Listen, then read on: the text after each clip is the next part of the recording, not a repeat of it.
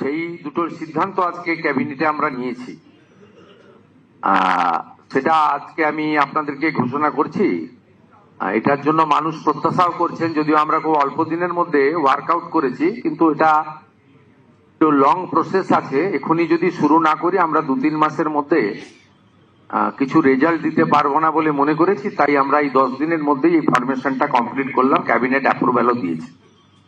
আমার সাথে মাননীয় মুখ্য সচিব, আমাদের ক্যাবিনেট সেক্রেটারিও বটে mister Manoj Agarwal senior is আছেন, মাননীয় ম্যাডাম সংঘমিত্রা ঘোষ মহোদয় রয়েছেন এইচএস, মাননীয় সিদ্ধিনাথ গুপ্তা ডিজিপি ওয়েস্ট বেঙ্গল রয়েছেন।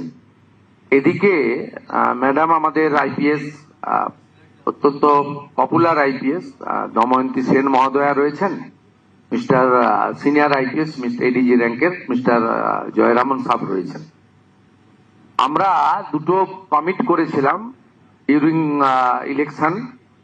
সেটা একটা হচ্ছে ইনস্টিটিউশনাল করাপশনের ক্ষেত্রে রিটায়ার্ড হাইকোর্ট অথবা সুপ্রিম কোর্টের জাজেসদের দিয়ে কমিটি হবে, এবং কেন্দ্রীয় এবং রাজ্য সরকারের সামাজিক প্রকল্প, কেন্দ্রীয় এবং রাজ্য সরকারের অর্থে যে সমস্ত কনস্ট্রাকশন হয়েছে, ওর কেন্দ্রীয় রাজ্য সরকারের নানা রকম পরিষেবা দেওয়ার ক্ষেত্রে যে সমস্ত দুর্নীতি হয়েছে, কাটমানি না হয়েছে, এক্সচেঞ্জ অফ ব্রাইব হয়েছে, এবং miss appropriation of the government fund হয়েছে, সাধারণ মানুষ চিটেড হয়েছে, তার সঙ্গে সরকারি আধিকারিক, পঞ্চায়েত কাউন্সিলর, ব্রোকার্স অনেকেই যুক্ত ছিলেন। এই বিষয়ে আমাদের একটি ইনস্টিটিউশনাল করাপশনের কমিশন তৈরি করার কথা ছিল। আমাদের রিটায়ার্ড জাস্টিস মাননীয় বিশ্বজিৎ বসুর নেতৃত্বে আমরা এই কমিটি আজকে তৈরি করলাম। 1 জুন থেকে এই কমিটি ফাংশন শুরু করবে। এর মেম্বার সেক্রেটারি করা হলো আমাদের সিনিয়র আইপিএস এডিজি র্যাঙ্কের মিস্টার জয়রামন সাহেব, তিনি হলেন মেম্বার সেক্রেটারি। অর্থাৎ রিটায়ার্ড জাজ হাইকোর্ট বিশ্বজিৎ বসু চেয়ারপারসন এবং মেম্বার সেক্রেটারি হলেন জয়রামন সাহেব।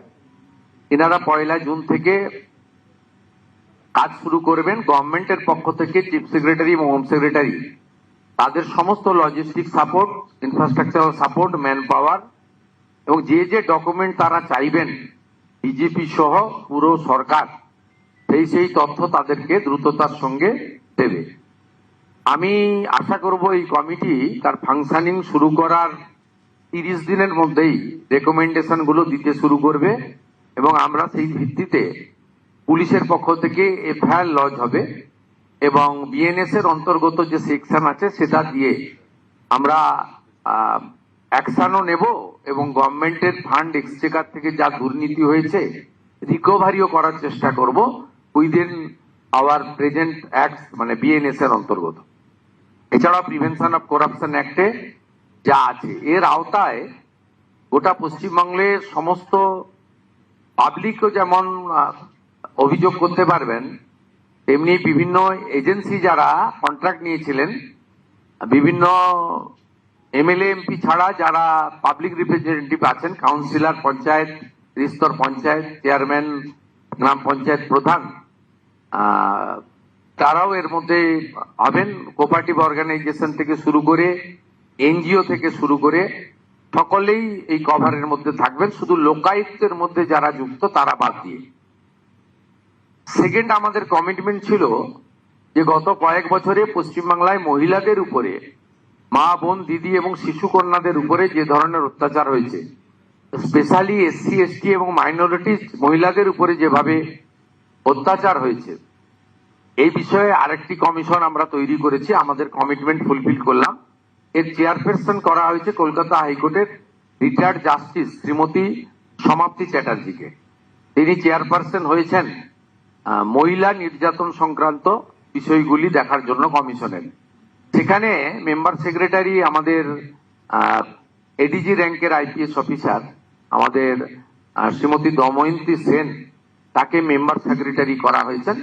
মূলত মেম্বার সেক্রেটারিরা আমাদের গভর্নমেন্টের পক্ষে সমস্ত কোঅপারেশন করবেন এবং নেতৃত্ব দেবেন, এবং তারা পুরো অফিস চালু করে দিলে ডেডিকেটেড পোর্টাল কমপ্লেন দেওয়ার জন্য এবং আমাদের হোয়াটসঅ্যাপ নাম্বার মেল সবগুলো দেবেন এবং পুরনো পেন্ডিং জিডি বা এফআইআর যেগুলো পড়ে আছে সেগুলো কালেক্ট করবেন এবং NHRC, SC commission, ST commission, OBC commission, minorities commission, শিশু ও নারী অধিকার কমিশন, রাজ্য এবং কেন্দ্রের যত রেকমেন্ডেশন এখনো অব্দি পড়ে রয়েছে সেগুলো ওনারা প্রাথমিকভাবে নিয়ে নেবেন এবং এই দুজন মেম্বার সেক্রেটারি চেয়ারপারসনের পারমিশন নিয়ে তারা বিভিন্ন থানা এবং জেলাতে স্পট ভিজিটও করবেন এবং স্টেটমেন্ট রেকর্ডও করবেন। সবাইকে কলকাতা আসারও দরকার হবে না এবং জনশুনানির মতো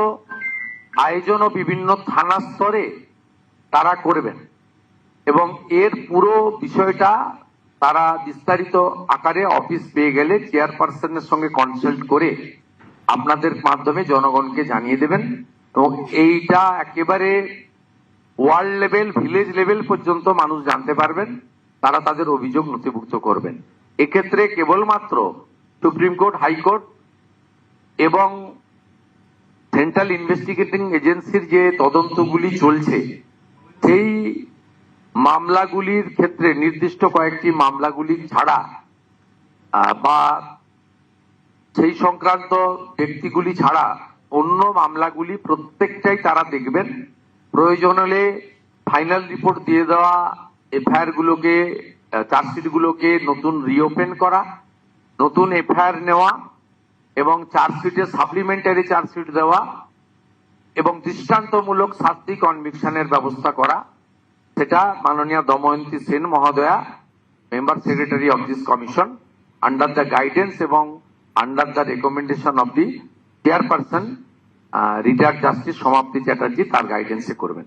আমরা অনারেবল দুজন এক্স জাস্টিসের কনসেন্ট মাননীয় সিএস সংগ্রহ করেছেন, লিখিতভাবে তারা কনসেন্ট দিয়েছেন, দে আর এগ্রিড।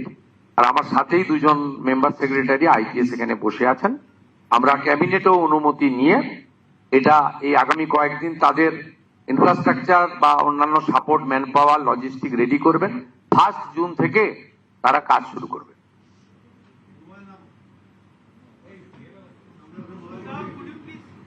आज पश्चिम बंगाल सरकार की कैबिनेट में हमारी जो चुनाव के दौरान जो कमिटमेंट था, honourable central union home minister and cooperation minister respected Amit Shah ji ने डिक्लेयर किया था कि अगर भाजपा सरकार आएगा तो 2 कमीशन होगा, एक इंस्टीट्यूशनल करप्शन के खिलाफ और दूसरा हमारी गर्ल चाइल्ड से लेकर हमारी वोमेन के ऊपर जो अत्याचार हुआ है उसके खिलाफ।